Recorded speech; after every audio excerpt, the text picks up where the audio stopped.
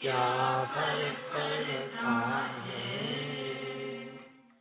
कोई दिक्कत नहीं, पता नहीं, जो थारी राय सो हमारी राय, nothing to do, nowhere to go,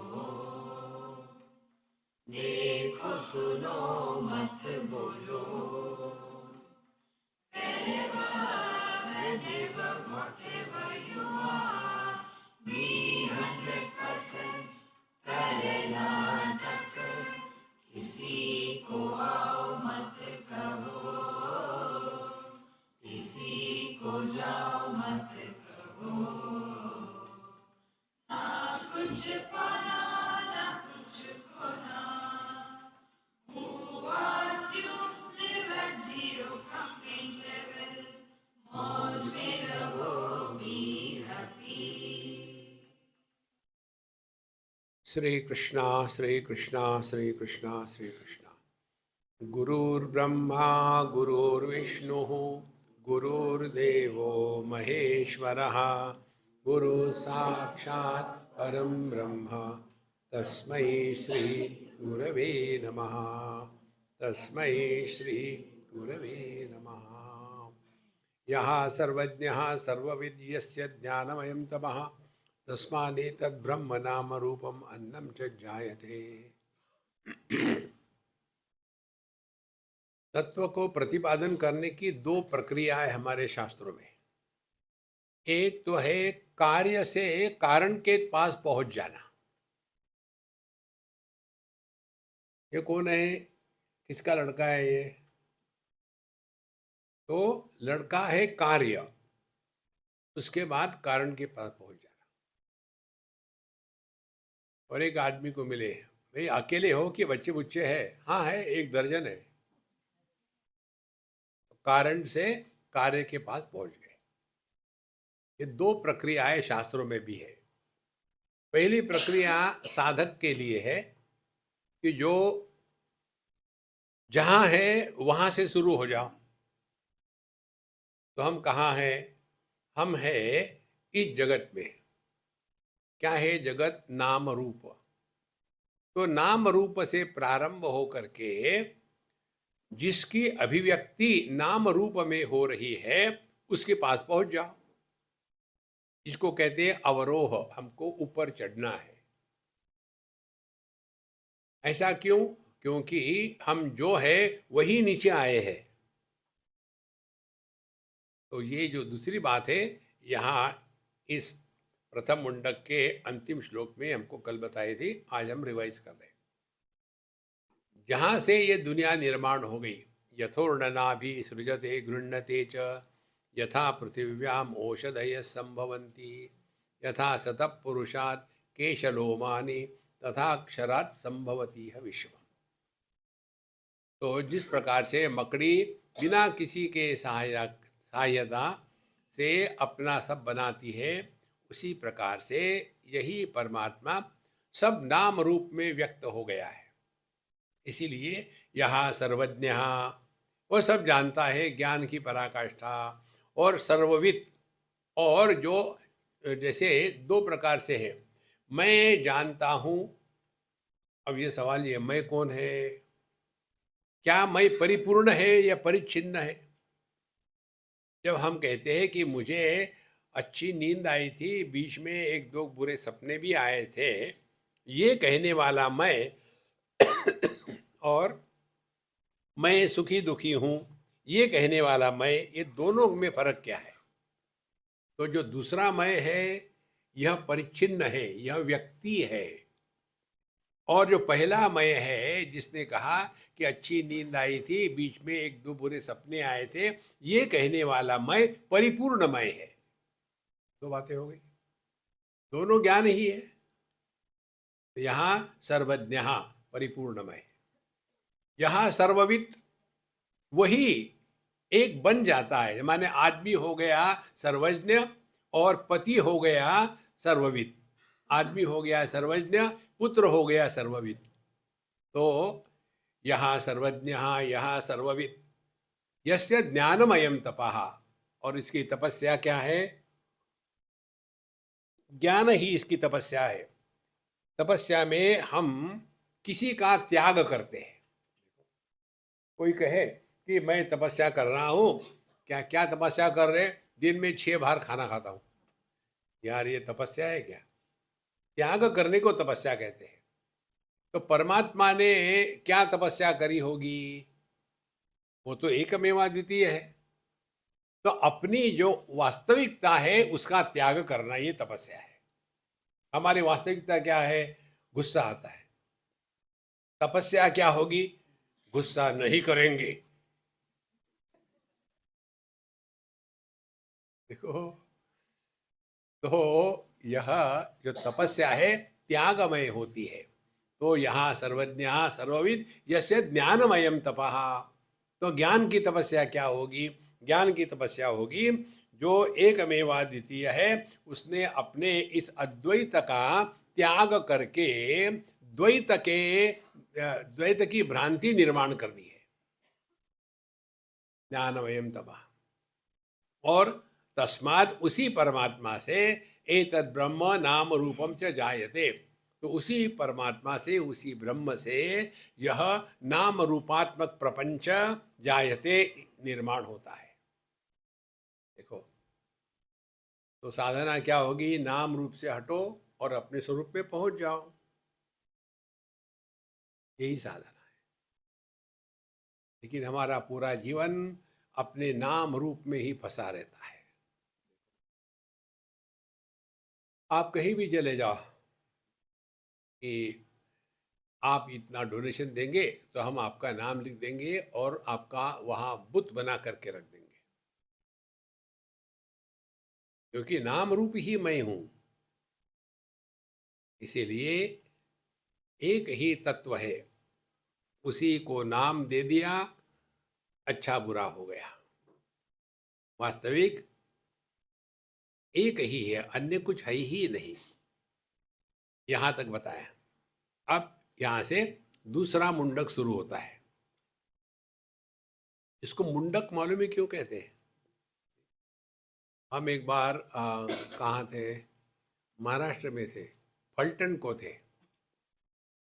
तो वहाँ हमको बताया हमारे एक मित्र ने, स्वामी जी यहाँ के लोगों को कोई उपनिषद ले लो आप।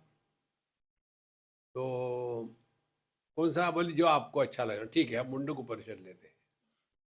हम वहाँ गए और फिर जो इंट्रोड्यूस करने वाले थे उन्होंने कहा उनकी लोकल भाषा में, आता हे स्वामी जी आहे ना, हे मुंडक घेणार है। मुझे लगा इसको मैं मार डालूं। देखो, मराठी में मुंडक का तात्पर्य होता है गले के ऊपर काट डालो, उसको मुंडक कहते हैं। तो इस दुनिया में खुशी की सिवा कुछ है ही नहीं, आनंद ही आनंद है। आपको समझना चाहिए। मुझे किसी ने पूछा, स्वामी जी आपको कोई दुख होता है क्या? जरूर होता है। कब? जब मेरा जोक फ्लैट जाता है। अगला पूछा बाद में क्या हुआ, एक लगाऊंगा बाद में क्या हुआ। तो मुंडक उपनिषद का तात्पर्य, जब विद्यार्थी पहुंचता है तो पहले उसका पूरा घोटा जाता है बाल अपने। क्यों? ताकि वो ढक्कन हटेगा तो ज्ञान जाएगा ना। ये कितनी सुंदर और विचित्र बात है। बाल और नाखून ये हमारे शरीर से निकले हुए अनावश्यक पदार्थ है। इन्हीं दोनों को लेकर ही सब बनते हैं। स्त्री का सौंदर्य बालों को लेकर के, स्त्री का सौंदर्य नाखून को लेकर के, पुरुष का सौंदर्य बालों को रख करके या घोट करके, बाबाजियों का सौंदर्य ये बड़ी बड़ी जटाएं बना के रखी। आप देखो, आप जिनको जटा होती है ना बहुत सारी, उसको काट नहीं देते, उसको जैसे बच्चे के रस्सी से बांध बुन करके पकड़ के रखेंगे। अनावश्यक चीजों में फंसे। इसीलिए पहले शेव करो पक्का और अपनी असलियत में आ जाओ। तो, तो यह मुंडक उपनिषद में ये तत्व बताने के पश्चात अब दूसरा जो मुंडक है उसमें बताते हैं फिर ये जो कर्म कर्म की बात हमको बताते, किस लिए बताते हैं? क्या वो झूठ है? नहीं नहीं नहीं नहीं, कर्म सत्य है। तो क्या है कर्म की बात? अब ये द्वितीय मुंडक में शुरू होता है। पहला मंत्र है तदेतत् सत्यम मंत्रेषु कर्माणि कवयः यानि अपश्यन् तानि त्रेतायां बहुधा सन्ततानि तानि आचरथ नियतं सत्यकामा एष वः पन्था सुकृतस्य लोके।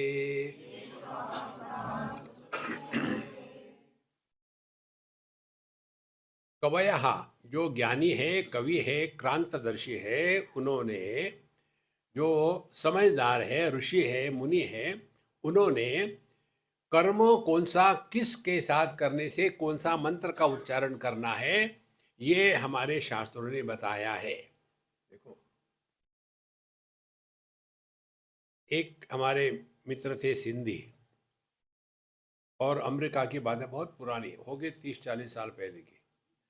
हम किसी गांव में थे, अमेरिका के गांव में, विलेज में, और वहाँ अपने इंडियन हो गए कोई 10-12 फैमिलीज। तो वहाँ जो भी काम होता था ये रिलीजियस का, हमारे सिंधी महात्मा करते थे, उनको सब आता था। कुछ भी होना हो, किसी की शादी होना हो, हाँ बैठो, सब पूरा अरेंजमेंट करते थे, हाँ, और फिर मंत्र का उच्चारण करते थे। कौन सा? उनको एक ही मंत्र मालूम था, सुख करता दुख हरता वर्ता विघ्न। और जो है सुनने वाले, वो भी माशाल्लाह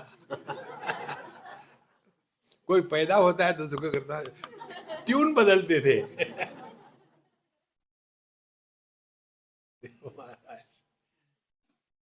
तो जितने भी मंत्र बताए हैं, किस कर्म के साथ कौन सा मंत्र होता है। देखो, हमारे जो गायत्री वाले हैं ना, उनका सबके साथ एक ही मंत्र है, ओम भूर्भुवस्सुवः तत्सवितुर्वरेण्यं भर्गो देवस्य धीमहि जो ओम भूर्भुवस्सुवः, और धीरे धीरे फिर जल्दी जल्दी शुरू होता था ओम भूर्भुर्भुर्भुर्भुर।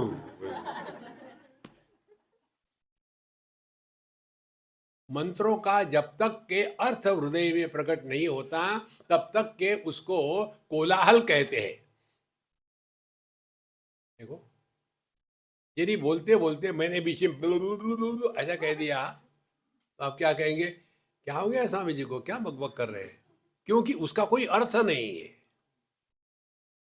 अर्थयुक्त मंत्र का ही प्रभाव हम पर पड़ता है, और इसीलिए जो जो मंत्र बताए, इसीलिए कोई भी कर्म करना हो तो योग्य प्रकार के पंडित को बुलाना। तो तदेतत् सत्यम, ये सच है, झूठ नहीं है। मंत्रेषु कर्माणि कवयः यानी अपश्यन् त्रेतायाम, त्रेता युग यह कर्म प्रधान था। सत्य युग जो था वो केवल ज्ञान प्रधान था, त्रेता युग जो था वो कर्म प्रधान था। इसीलिए राम भगवान को बुलाने के लिए आए, विश्वामित्र जी, मैं यज्ञ कर रहा हूँ, ये राक्षस आकर के गड़बड़ी करते हैं, उनको मारो, कर्म प्रधान। फिर आ गया द्वापर युग। द्वापर युग जो है वो उपासना प्रधान है, भगवान की उपासना करो, भक्ति करो। अब कली युग आ गया है, क्या झगड़ा करो, कलहात कली, झगड़ा ही झगड़ा है। देखो, इसे कलियुग में सर्वश्रेष्ठ साधना है, भगवान का नाम अखंड चलता रहे। उससे क्या हो जाता है कि हमारे मन पर जो अनावश्यक संस्कार है वो धीरे धीरे मिटने लग जाते हैं, और फिर व्यक्ति को ये गंदगी से निकलने के लिए भगवान का नाम, ये कैसा है, कपड़े को गंदगी लगी है तो गीला किया, फिर उसके ऊपर में साबुन लगाया, गंदगी भी बाहर से आई थी, साबुन भी बाहर से लगाया है। हम ऐसा करते हैं क्या कि देखो इतना पैसा खर्चा करके साबुन लाया है और उसको पानी में लगा कर फिर उसको धोना मत, क्यों, पैसा खर्चा किया है। अरे नहीं यार, वो धोने के लिए ही है। इसी प्रकार से दुनिया के संकल्प विकल्प विचारों को हटाने के लिए भगवान का नाम अखंड चलता रहे कि मैं भगवान का नाम ले रहा हूं, ओम नमः शिवाय, ओम नमः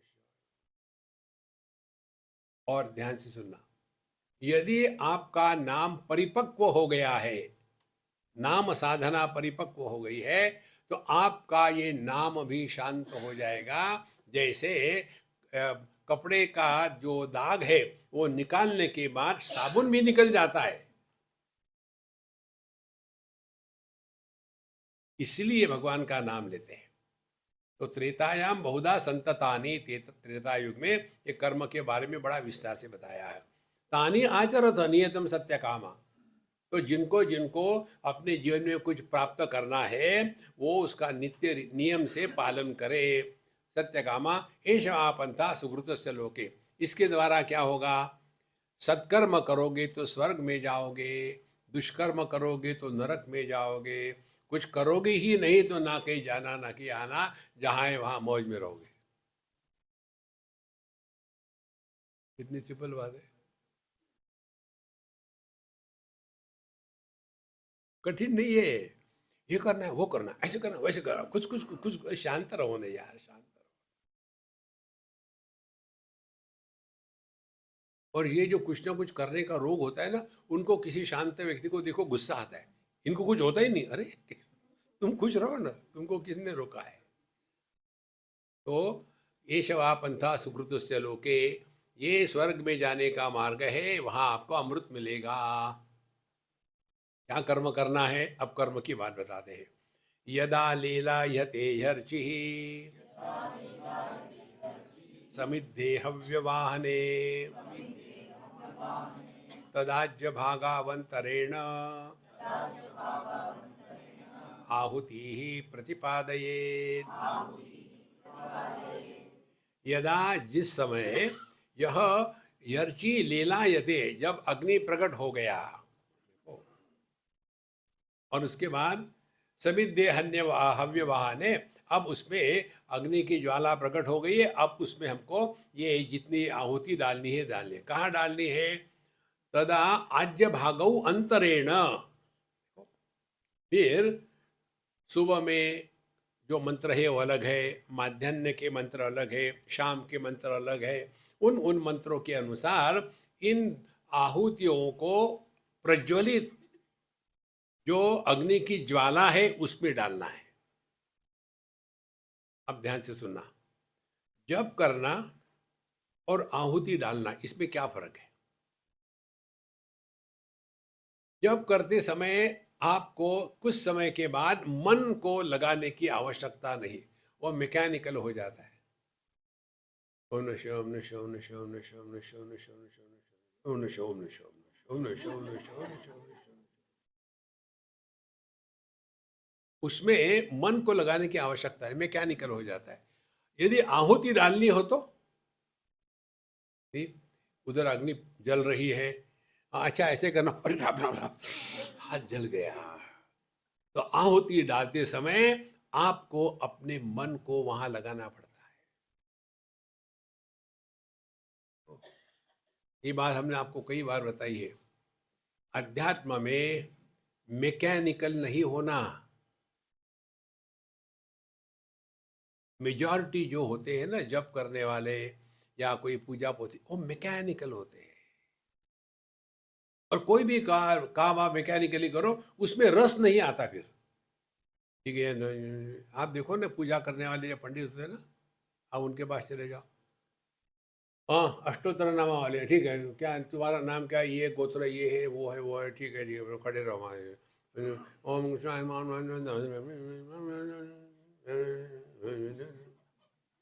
और भगवान पकड़ रहे इधर गया इधर गया इधर गया। माने भक्त को नहीं, भगवान को जागृत होना पड़ता है। ये सब मैकेनिकली होता है, मैकेनिकली। ओ, समस्या मन की है, मन को प्रभु चरणों में लगाना है, कर्म को नहीं। इसीलिए यदा लेला यते हर्ष समिद्धे अविवाहने, जब हम अग्नि में आहुति डालते हैं उस समय सुबह शाम जब भी डालनी है एकदम जागृत होकर के डालनी है। आहुति प्रतिपादयेत। उसके पश्चात क्या होता है फिर अगली बात बताते हैं, तीसरा मंत्र। यस्य अग्निहोत्रम अदर्शम अपौर्णमासम अचातुर्मास्यम अनाग्रयणम अतिथिवर्जितं च अहुतम अवैश्वदेवम अविधिना हुतम आसप्तमान तस्य लोका हिनस्ति। अब ये जो अग्निहोत्र करते हैं ना, अब इसके लिए बताते हैं क्या गड़बड़ी नहीं करनी चाहिए। यस्य अग्निहोत्र दर्श पौर्णमास चातुर्मास और आयण, ये किस समय में कौन सा अग्निहोत्र कितने बार करना है, कौन से मंत्र का उच्चारण करना है, किसने करना है, उसमें क्या क्या आहुतियाँ पड़ेगी, उसका पूरा विस्तार से बताते हैं। और फिर उसमें अनेक प्रकार के कर्म है, फिर अतिथि होते हैं, फिर उसके समय अतिथि को दान इत्यादि करना है, फिर खाने के पहले वैश्वदेव करते हैं, और इस प्रकार से अनेक विधियां है। ये सब का सब यदि अविधि पूर्वकम कृतम, यदि ये सब पूरे विधि के अनुसार नहीं किया तो आपकी 7 पीढ़ियां नरक में जाएगी। अरे राम, आप सप्तमान तस्य लोका हिनस्ति, माने कर्म करना इतना आसान नहीं है। You have to be perfect in that. जैसे बिजली के रूल बताए आपको, ऐसा करो वैसा करो, ये नहीं करना वो नहीं करना, वो जमीन में लगना चाहिए, उसका अर्थिंग होना चाहिए, यदि ऐसा नहीं करोगे तो मर जाओगे। देखो, इसीलिए ये कर्म कांड करने में बड़ी मेहनत भी लगती है, रिस्क भी लगती है, और आदमी उसी में फंस जाता है, फिर गुस्सा आने लग जाता है। देखो, ये जो पूजा करने वाले घरों की बात कर रहा हूँ, या अग्निकुंड करने वाले, गुस्से वाले बहुत हैं। एक जगह हमने देखा, नाम स्थान नहीं बताएंगे, वो पूजा करते थे, और पूजा के लिए उनकी पत्नी है वो सारी तैयारी करती थी, और ये गणपति बापा वहां जाके बैठेंगे, और वहां बैठने के बाद उसको डांटना शुरू करेंगे, माचिस तो तुमने रखी नहीं, वो वहीं रखिए माचिस, हाँ हाँ रखिए, और फूल बैठा है ना।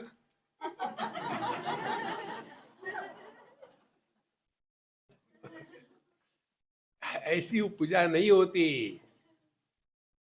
देखो, हमारे जो ये लोग हैं ना, पुष्टि मार्गी जो है ना, उनका बड़ा एक अच्छे, हमको अच्छी लगती है उनकी बात। उनके मंदिर होते हैं भगवान कृष्ण के, और जितनी भी ओल्ड लेडीज होती है ना उस एरिया की, उनको दोपहर को 3 बजे जब ये घर में परेशानी शुरू करती है ना, उस समय उनको सबको वहाँ जाना है मंदिर में। और वहाँ पंडित जी क्या करते हैं कि इतनी सारी तुलसी ला के रख देते हैं, और इतने सारे फूल ला के रख देते हैं। फिर उनका ये काम है, 3 घंटे लगते हैं उसमें, हर एक तुलसी का पत्ता साफ करना, उस पर चंदन से राम लिखना और रख देना। ऐसे हर एक को 10,000 पत्ते लिखने हैं। राम, फिर बहू किसकी बहू यार।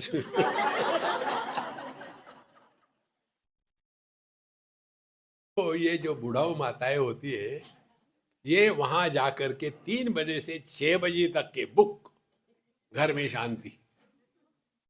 देखो, आप ये कहते हैं ना सत्संग से शांति मिलती है, अब सब आप लोग यहाँ आ गए, घर में आपकी शांति है। देखो, ये हमने आप ही से सिखाया, आप हमारे गुरु हो। दिल्ली की बात, हम जा रहे थे बद्रीनाथ बस में, बस निकलने ही वाले थे, उतने में एक पंजाबी आ गए, और पंजाबी बड़े क्या कहते फोर्सिंग होते हैं, वो मानते नहीं किसी की। आके हमारे बस के सामने गाड़ी खड़ी कर दी उनकी, आए, महाराज जी बिल्कुल पैर पकड़ेंगे, सब पकड़े, बिल्कुल स्वामी जी महाराज हमारी माता को ले जाना अभी तीर्थ यात्रा में। हमने कहा देखो जगह नहीं है, सब पैक है, सॉरी। नहीं नहीं नहीं, ऐसे नहीं होगा। फिर वो अपना पैर पकड़ के मेरे, और मैं छोड़ूंगा नहीं आपके पैर जब तक आप नहा नहीं कहोगे। अब ऐसे वयस्क आदमी को मैं क्या कह सकता, उस समय मैं जवान था, मार तो नहीं सकता।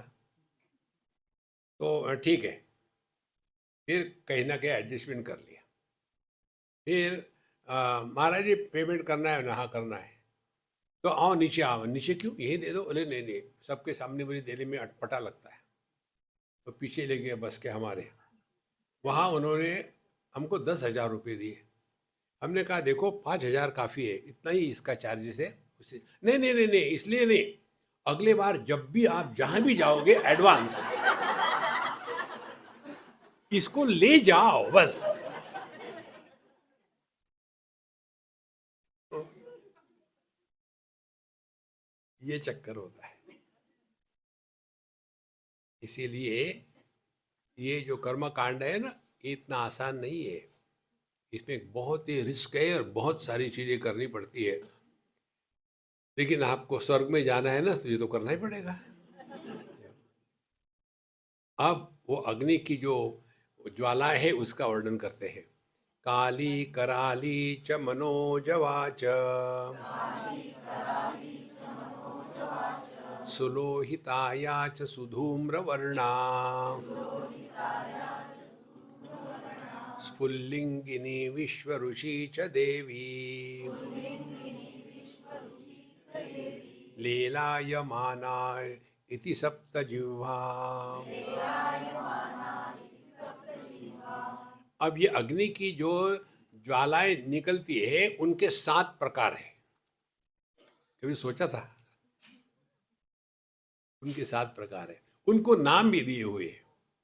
काली, कराली, मनोजवा, सुलोहिता, सुधूम्रवर्णा, स्फुल्लिंगिनी और विश्वरुचि और देवी। ये 7 उन भिन्न भिन्न ज्वाला की जो लपटे हैं उसका नाम है। तो फिर लीलायमाना इति सप्तजिह्वा, तो पहले आपको जानना पड़ेगा कौन सी जीवा का क्या नाम है। उसके बाद आगे चलते हैं। एतेषु यश्चरते भ्राजमानेषु यथा कालं चाहुतयो ह्याददायन् तं नयन्ति एता सूर्यस्य रश्मयोः यत्र देवानां पतिरेकोऽधिवासः। अब ये भिन्न भिन्न जो अग्नि की शिखाएं हैं, ज्वालाएं हैं या लपटे हैं, उसमें एतेषु यहाँ चरते भ्राजमानेषु, जब ये अग्नि की ज्वालाएं भ्राजमान तगड़ी हो गई है तब उसमें आहुति डालनी है। कई बार खत्म करने के लिए, अभी हम लोगों ने जब वो एक दूसरे महात्मा थे उनको संन्यास दीक्षा हो गई, तो संन्यास दीक्षा में एक विरजा होम होता है, उसमें आहुति डालते हैं सब चीज़ की। अब उस समय मुझे आनंद आ रहा था, मजा आ रही थी। वो मंत्र कहे, मैं मंत्र पढ़े जा रहा हूँ, वो कब खत्म होता है, और फिर भी वो जितना सामान खत्म नहीं हुआ था, फिर वो पंडित जी स्वामी जी सब उड़ाल डाल उसके द्वारा अग्नि बुझ गई। तो ये बहुत ही सूक्ष्म कार्य होता है। एतेषु यश्चरते भ्राजमानेषु यथा कालम च आहुत याददायन, योग्य समय पर योग्य प्रकार की योग्य मंत्र के साथ ही हमको आहुतियाँ डालनी है। जब मर्जी है तब नहीं, तो कुछ भी करना हो तो सुख करता दुख करता नहीं, हर एक के लिए अलग अलग मंत्र है।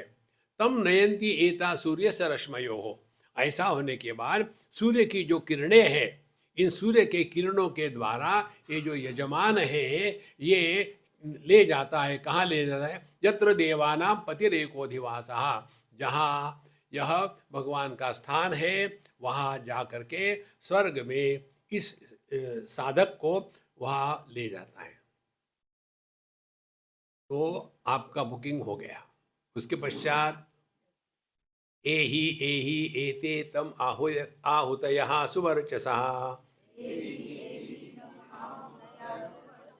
सूर्यस्य रश्मिभिर्यजमानं वहन्ति प्रियाम वाचम अभिवदन्ति अर्च अर्चयन्त्यः एषवः पुण्यः सुकृतो ब्रह्मलोकः।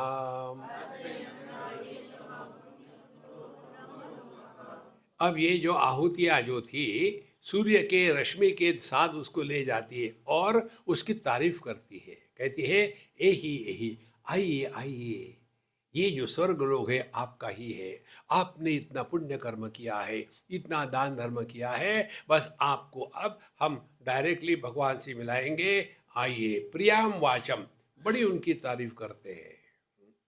आपके जैसे धर्मात्मा तो कोई हुए ही नहीं, ऐसे हर एक को कहते हैं।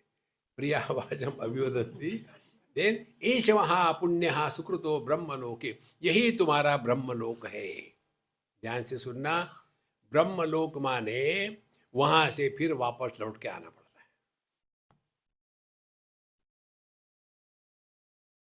ये अंतिम गति नहीं है। जैसे आप यदि इलेक्शन लड़ोगे तो आप ये बनोगे, तो मेहनत करी, पैसा खर्चा किया, सब किया, और सभी लोग सोचने लगे अब ये तो हो ही गई प्राइम मिनिस्टर, अब ये हो ही गई चीफ मिनिस्टर, अब बिल्कुल ये अपना हवा में चढ़ रहे, वहाँ देखा कुछ भी नहीं मिला, फिर वापस। इसी प्रकार से वहाँ जा कर के बस हमने ब्रह्मलोक प्राप्त कर लिया, स्वर्ग में आ गए, उसके बाद क्या होता है? अब यहाँ से कर्म की जो कमियां हैं वो बताते हैं। प्लवा हेते अदृढ़ा यज्ञ रूपा अष्टादशोक्तमवरं येषु कर्म एतत् श्रेयो येऽभिनन्दन्ति मूढाः जरा मृत्युं ते पुनरेवापि यन्ति। क्या शब्द का प्रयोग किया है? मूढ़ाः, बेवकूफ। देखो ये जो शब्द होते हैं ना, इनका अर्थ हमारे हृदय में प्रकट नहीं होता, क्योंकि उसका गांभीर्य हमको समझ में नहीं आता। किसी को कहे अज्ञानी हो, ठीक है सभी अज्ञानी है, समझ में नहीं आएगा अज्ञानी का तात्पर्य क्या है। ये शब्द मैंने एक व्यक्ति से सीखा, वो बहुत सुंदर बातें बताता था, उसने कहानी भी बताई। एक आदमी अपने रिश्तेदार को मिलने के लिए पागल खाने में गया, मिला, सब कुछ हो गया, और शाम को जब निकला तो अंधकार था चारों तरफ। उसने सोचा कार से निकलने के पहले देख लूँ ठीक ठाक है, कई लोगों को होता है, हमेशा डर लगता है। तो उसने टॉर्च लिया, देखा चारों तरफ से, एक चक्के के चारों नट बोल्ट निकल गए। चक्का है, नट बोल्ट नहीं है। अरे राम, अब मैं कैसे जाऊंगा, क्या करूंगा, कौन है यहाँ, कौन बदमाश लोग हैं, ऐसा कर दे। वो अपने आप से बोलने लग गया। वहाँ एक जो पेशेंट था पागल खाने का, वो खाना खाने के बाद शतपावली कर रहा था। जितने भी पागल होते हैं खाने के बाद शतपावली करते हैं, वो कर रहे हैं। अच्छा, उसके पश्चात उसने सोचा बाबूजी क्या हो रहा है, क्यों दुखी हो रहे हो, क्या हो गया? और देखो ना यार, किसी ने इसमें बोल्ट निकाल दिया, मैं कैसे जाऊंगा अभी? इसमें रोने की क्या बात है? फिर बाकी 3 चक्के से एक एक बोल्ट निकाल के लगा दो, घर तक तो पहुंच ही जाओगे। अरे यार तू तो बड़ा जीनियस है। बोले नहीं जी, मैं तो पागल हूं, देखो मेरी आईडी, मैं पागल हूं। फिर तुमने ये कैसे बताया? बोले मैं पागल हूं, बेवकूफ नहीं हूं। बेवकूफ आदमी दुखी होता है, पागल आदमी दुखी करता है। मूढ़ाहा, तो मूढ़ है इस शब्द को कहो तो मजा नहीं आता ना, कि मूढ़ है, ठीक है सभी कहते हैं, अरे यार बेवकूफ को एक बार तो मजा आता है। तो जो मूढ़ है वो क्या है? प्लवा हेते अदृढ़ यज्ञ रूपा, ये जो नाव है प्लवा, ये अदृढ़ है, ये पक्की नहीं है। यज्ञ रूपा, जो यज्ञ करो, ये करो, वो करो, वहां जाओगे। क्यों? अष्टादशोक्तम अवरम येषु कर्म, इसमें 18 लोगों की काम जरूरत पड़ती है। कौन 18 लोग? 4 वेद, तो 4 वेदों के हर एक के 4 4 जो पंडित होते हैं, तो 4 चौक 16 और यजमान और उसकी पत्नी 18, ये 18 इकट्ठे होकर के ये यज्ञ का कर्म होता है। और एतश्रेय जो ये अभिनंदन्ति मूढ़ाः, जो मूढ़ है, बेवकूफ है, वो समझते हैं यही जीवन में सब कुछ है।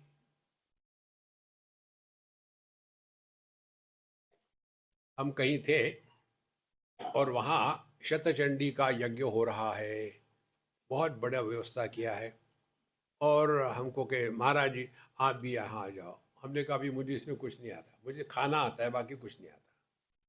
नहीं आप आहुति डालो ने, मैं आहुति नहीं डालता, क्योंकि सन्यासी वो होते जिन्होंने अग्नि को स्पर्श नहीं करना चाहिए। मैं नहीं करूंगा, आहुति नहीं डालूंगा। नहीं नहीं, लेकिन आप कुछ तो करो ना, आप इसके मुखिया बन जाओ। इससे क्या होगा? नहीं, फिर आपका भी नाम आएगा, हम हमारा नाम नहीं चाहते हम। देखो, ये जितने भी बड़े बड़े कर्म होते हैं ना, वहां अपना नाम होगा। ये अमुक अमुक, ये इन्होंने इतने लाख रुपए डोनेट किए हैं। संतो, जहाँ पैसा, लाभ हानि, स्वर्ग नरक, पाप पुण्य, इनकी बात होती है, वह अध्यात्म नहीं है। कर्माणि चित्त शुद्ध्यर्थम, कर्म का तात्पर्य अंतःकरण का पावित्र्य। बहुत महत्व की बात है ये।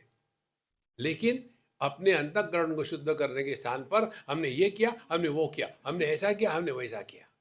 भगवत गीता के 17वें अध्याय में 16वें अध्याय में आता है, मैंने ये किया, मैंने इतने यज्ञ किए, यक्षे दास्यामि, मैंने इतना दान धर्म किया है। तो महाराज, अध्यात्म में यदि रहना चाहते हैं हम लोग, इन सब चीजों से अपने आप को हटा लें। अष्टादशोक्तम वरम येषु कर्म एत श्रेय, ये अभिनंदि मूढ़ा, जो यही समझते हैं यही कर्म कर्म ही सब कुछ है। जरा मृत्युम ते पुनरेवापि अंति, फिर वही जन्म मरण के चक्कर में फंसे रहते। अच्छे कर्म करो, स्वर्ग में गए, कब तक के? जब तक आपका वीसा वैलिड है, हटो अब चले जाओ। फिर यहाँ आके फलक से गिर गए और फिर आप कर्म करते रहो, फिर चले गए ऊपर, फिर वहां से कब तक जाता आना है? ना कहीं जाना, ना कहीं आना, ना कुछ पाना, ना कुछ खोना। संतो, ये हमारा अंतिम जन्म हो सकता है। पुनरपि जननम पुनरपि मरणम का चक्कर नहीं है। ये जन्म मरण, स्वर्ग नरक, पाप पुण्य, इन सब का तात्पर्य क्या है? इसके लिए ये प्रसंग आता है शास्त्रों में। हमको स्वर्ग नरक भेजने के लिए नहीं आता। देखो, संस्कृत भाषा में को ये जो व्यंजन है वो लगाने से शब्द के अर्थ में परिवर्तन नहीं होता। जैसे नर, नर मालूम है ना क्या है? बाद में क लगाओ।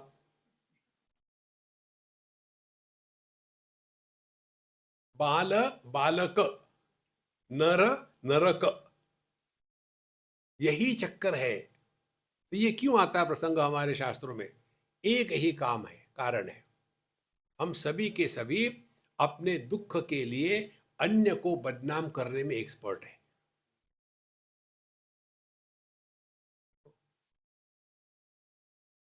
कहीं भी देखो आप, हम अपने दुख का कारण अन्य को बताते हैं।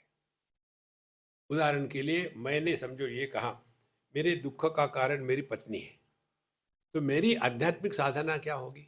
पत्नी को सुधारो। इसको कहते हैं अशक्यानुष्ठान।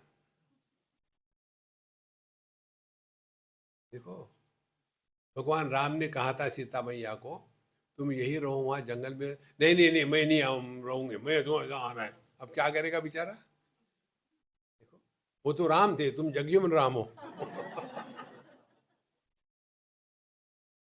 तो, तो साधना क्या है? हमको पहले अपने जीवन की समस्या के लिए अन्य को बदनाम करने का जो हमारा स्वभाव बन गया है, उससे मुक्त होना है। और उसके लिए बताते हैं कि जो तुम्हारे जीवन में हो रहा है ना, उसके लिए तुम 100% जिम्मेदार हो। तब जाकर के हमारा ध्यान अपने तरफ मुड़ेगा। ओ, जब अपनी ही अ, जिह्वा अपने ही दांतों से कट जाती है, तो किसी को बदनाम करते हैं क्या? तो महाराज, we are squarely responsible for everything that happens in our life. कोई भी हमारे दुख का कारण जगत में नहीं है। यदि हम ही अपने दुख का कारण है, तो अब चिंतन करो, कौन दुखी हो रहा है? तब आपको पता चलेगा, हर एक दुख का बीज कोई एक व्यक्तित्व होता है। पति पत्नी, भाई बहन, माँ बाप, सास ससुर, ये हम बन जाते हैं, तो वहां से दुख का पौधा निकलता है। तो फिर सास को, बहू को दुखी करने के स्थान पर ध्यान अपनी तरफ रखो। हमारे बम्बई की बात है, एक चार जिसको कहते, सामने एक कमरा 10 बाय 10 का, पीछे में 8 बाय 10 का कमरा, बस उतना ही उनका मकान। तो सामने बुढ़ाऊ रहती थी, दादी माँ, पीछे उसका लड़का, उसकी पत्नी और लड़का, उसका भी बच्चा, उस छोटे से कमरे में। वहाँ उनको खाना बनाना, रहना, सोना, बच्चे की पढ़ाई करना, नहाना धोना, सब कुछ वही। सामने का बड़ा कमरा 10 बाय 10 का, ये बुढ़ाऊ किसको आने नहीं दे, सिर्फ जाओ, यहाँ नहीं बैठना। अब वो जो सज्जन थे, वो हमारे सत्संग में आते थे, शांत रहते थे। एक दिन उनकी पत्नी आ गई, स्वामी जी आपने मेरे पति को बिगाड़ दिया है। हमने कहा, ये एक नहीं कही है ऐसे, कोई खास बात नहीं। बोले, मैं क्या करूं, मैं तंग आ गई हूं, क्या क्या करूं फिर मैं बताऊं। बोले, हमारी जो सास है, वो हमको अगला कमरा इस्तेमाल नहीं करने देती, और हम परेशान है, वो अकेली बैठी रहती, कुछ नहीं करती, खाली है, हमको इस्तेमाल नहीं करने देती, क्या करें? तो सिंपल बात है, क्या कोई जहर पिला दो? हाँ नहीं स्वामी जी, कैसे, देखो तुम कितनी अच्छी हो,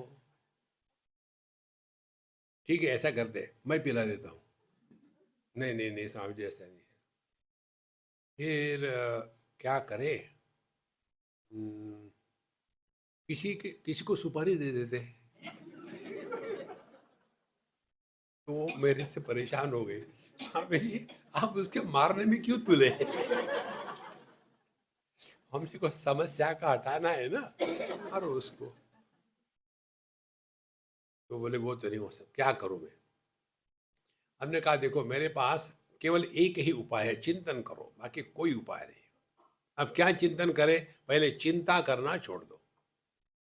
चिंतन चिंतन क्या करें? मैं तुमको कुछ बताता हूँ, किसी को बताओगी तो वो तुम पर लागू होगा। क्या?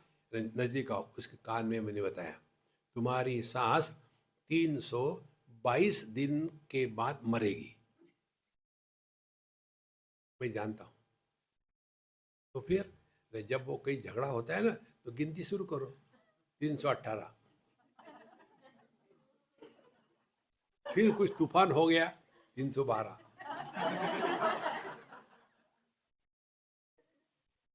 देखो, फिर कुछ हो गया, 300। उससे हुआ क्या, उसका जो रिएक्शन करने का स्वभाव था, वो धीरे धीरे शांत हो गया। और फिर वो मुझे मिलने आई, स्वामी जी, हमने कहा कितने दिन हो गए?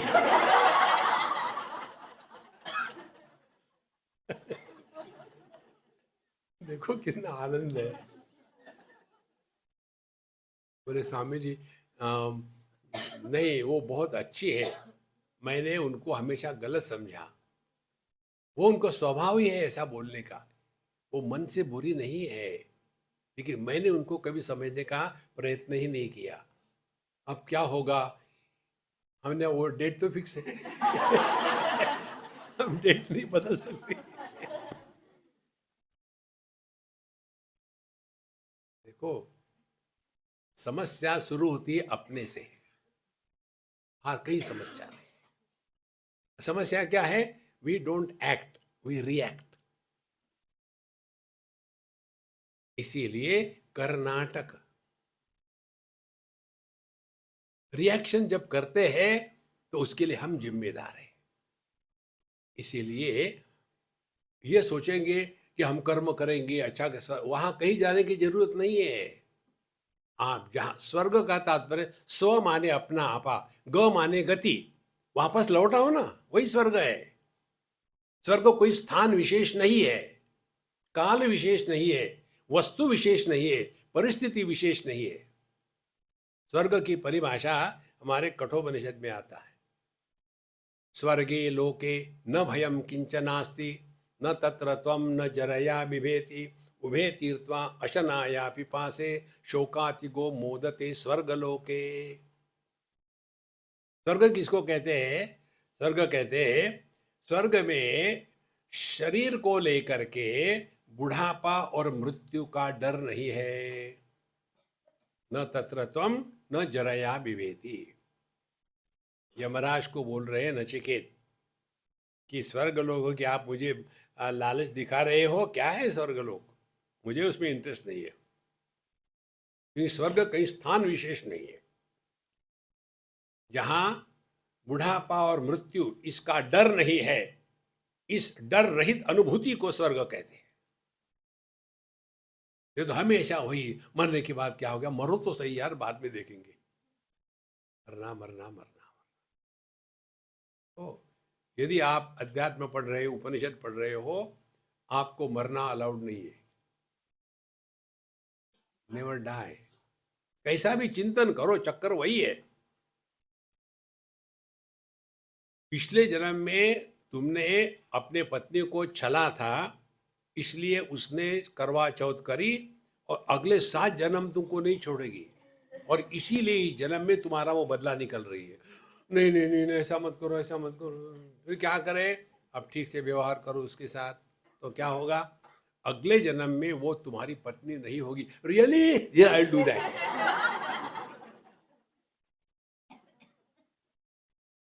देखो, तो मतलब क्या निकला?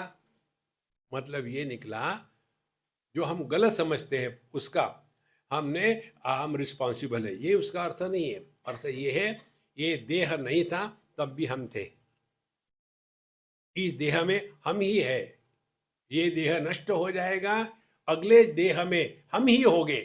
तो सवाल ये है, हम मरे कब? इसको न समझ करके वही चक्कर में पड़े रहते हैं, पिछले जन्म ये यार, ये सब बकवास है। देखो, यहाँ वृंदा कौन सा स्थान है, ऋषिकेश। ऋषिकेश में आने के पहले हम बम्बई में थे, उसके पहले हम बेंगलोर में थे, उसके पहले हम कुर्ग में थे, उसके पहले हम बेंगलोर में थे, कोयम्बतूर में थे, उसके पहले हम भोपाल में थे। देखो कहाँ कहाँ से घूम के आए। हमने भोपाल छोड़ा, भोपाल मरा हमारे लिए, हम जो कहते हुए हैं। ये कोयम्बतूर छोड़ा, कोयम्बतूर मरा, हम जो कहते हो है। सबको छोड़ते छोड़ते हम कहाँ मरे? मरने के बाद क्या होता है? कुछ नहीं होता, पहले मर के तो दिखाओ। ये इसका तात्पर्य है। तो ये जो पुनर्जन्म है, जरा मृत्यु बुढ़ापा, ये जन्म वो जन्म, इसका तात्पर्य समझ लो संतो। तात्पर्य यही है, हम अखंड सत्ता है, हम निर्विशेष सत्ता है, हम प्रमाण निरपेक्ष अनुभूति है। इसको ग्रहण करो। बाद में कर्नाटक,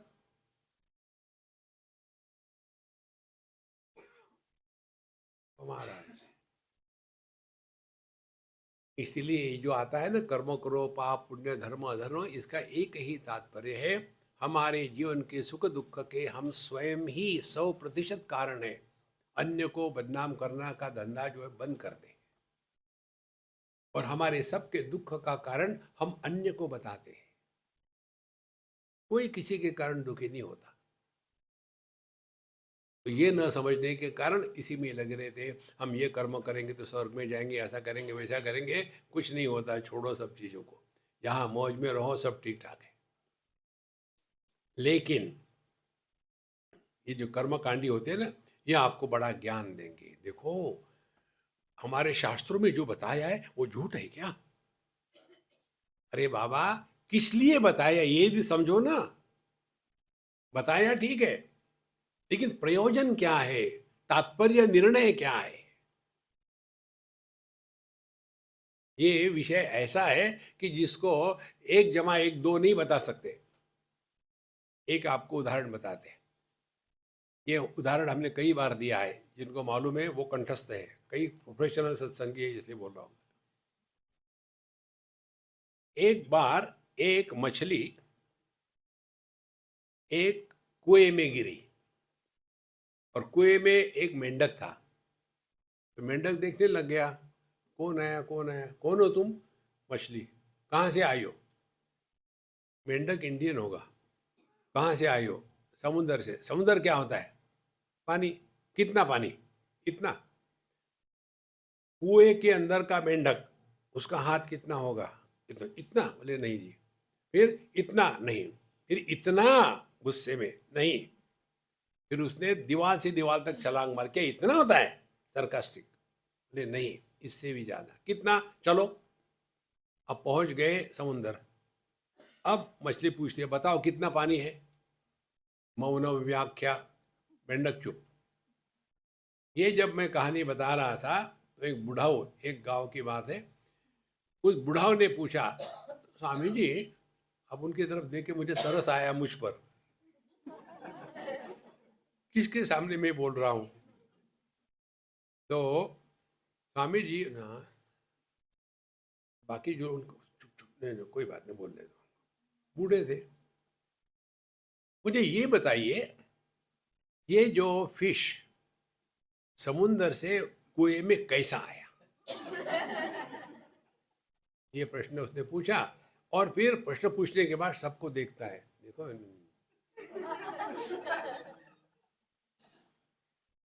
तो जैसा प्रश्न वैसा उत्तर। हमने कहा किंगफिशर एयरलाइन से आया।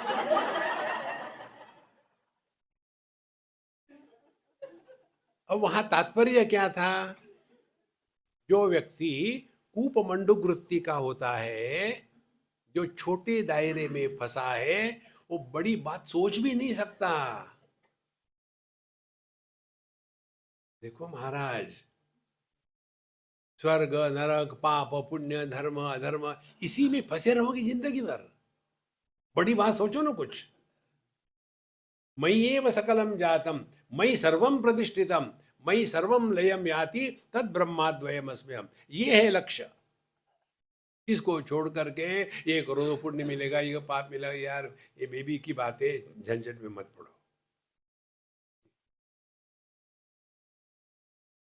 डर डर के अध्यात्म नहीं होता। अभयम सत्व संशुद्धि, पहले ही बात बताते हैं, देवासुर संपद विभाग योगो नाम 16वें अध्याय में पहला शब्द है अभयम। डर डर के अध्यात्म नहीं होता। मरने के बाद क्या होगा? जिंदा है तो कुछ हुआ नहीं, मरने के बाद क्या होगा? तो अविद्यायाम अंतरे वर्तमाना स्वयं धीरा पंडितम मन्यमाना। स्वयं तो इस अविद्या में, द्वैत के क्षेत्र में फंसे हुए हैं, लेकिन अपने आप को बड़े ज्ञानी पंडित मानते हैं। पंडितम मन्यमाना जंघन्यमाना पर्यंति मूढ़ा।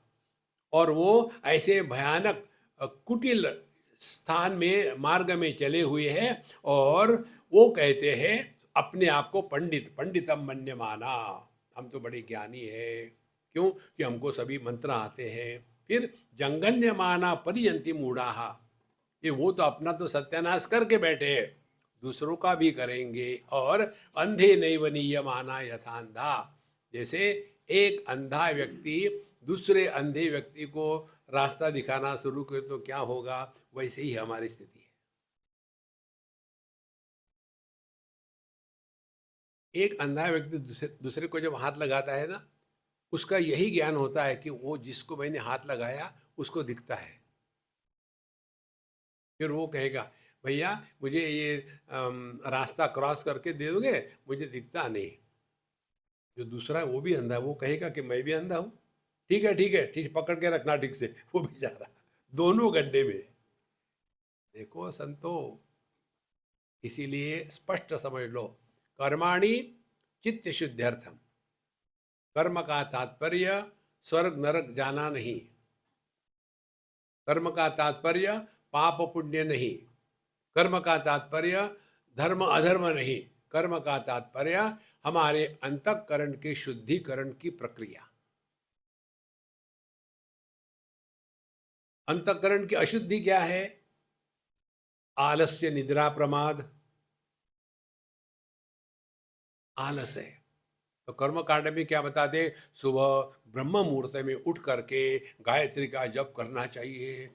ऐसा नहीं कर सकते क्या कि रात को 12-1 बजे जब आप बीच में उठ जाते तब कर ले? नहीं, गायत्री का जप करने का समय प्रातः संध्या, जब आकाश में तारे लुकलुका रहे हो, सूर्य की उषा आ गई हो, लेकिन अभी पूरा दिन नहीं खुला, उस प्रातः संध्या में गायत्री का जप करना है। ठंडे पानी से नहा करके उसके लिए जल्दी उठना पड़ेगा। तो क्या होगा? आलस्य खत्म हो गया।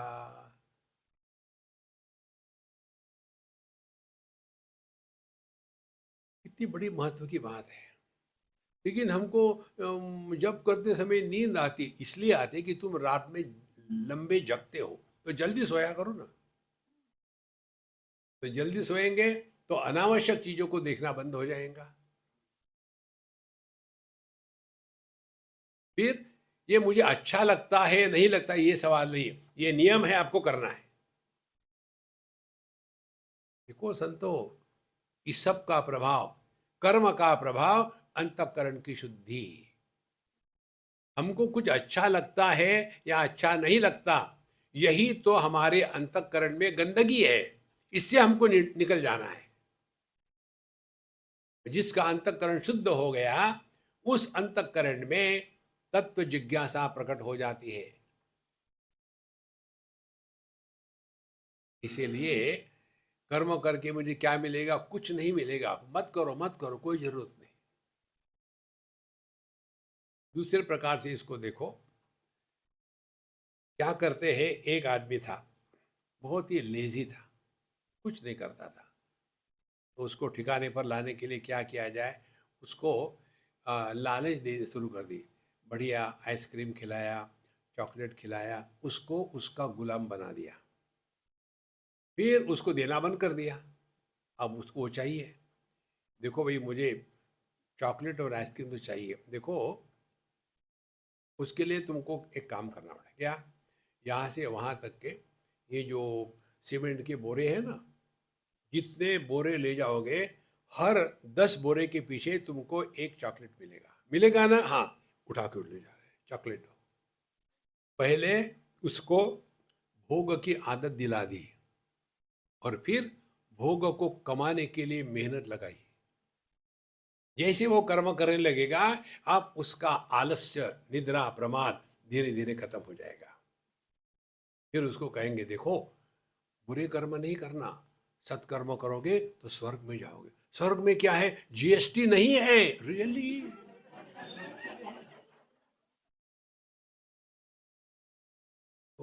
वहां ईडी भी नहीं आता, आनंद ही आनंद है। फिर उसके लिए ये कर्म करो। तो दो बातें, इस जगत के भोग को उसको लालच दे करके आलस्य, निद्रा, प्रमाद को हटाया। फिर अगली दुनिया की बात बता करके कि तुम ये देह नहीं हो, देह में रहने वाले जो भी कुछ हो, जिसका नाम जीव रख दिया, ये करोगे तो यहां भी मस्त रहोगे, वहां भी स्वर्ग में मस्त रहोगे। ये सब प्रक्रिया केवल हमको अपने स्वरूप में वापस लौटाने के लिए हमारे शास्त्रों में है। ये नहीं समझने के कारण इसी में फंसे रहते हैं। पाप किया, पुण्य किया, धर्म किया, अधर्म किया। एक जगह यूएसए में एक सज्जन मुझे मिले। Are you Hindu? I said yes. Do you believe in Jesus? I said yes. Not Jesus, not Jesus. Okay, okay. Then you are a Christian? I said, yes. How come? You said you are a Hindu, you are a Christian. I said, two in one. This is the latest technology, two in one. तो मैंने ऐसा कहा, उसको गुस्सा आया. If you say like this, you will go to hell. मैंने पूछा, आप कहाँ जाएंगे? बोले, मैं तो स्वर्ग में जाऊंगा. मैं वहां नहीं आऊंगा, मैं यही ठीक है. Hell is better than to be with you. किसको डराते हो? नायम आत्मा डरपोके न लभ्या. जो डरपोक होते उनके लिए आत्म तत्व नहीं है.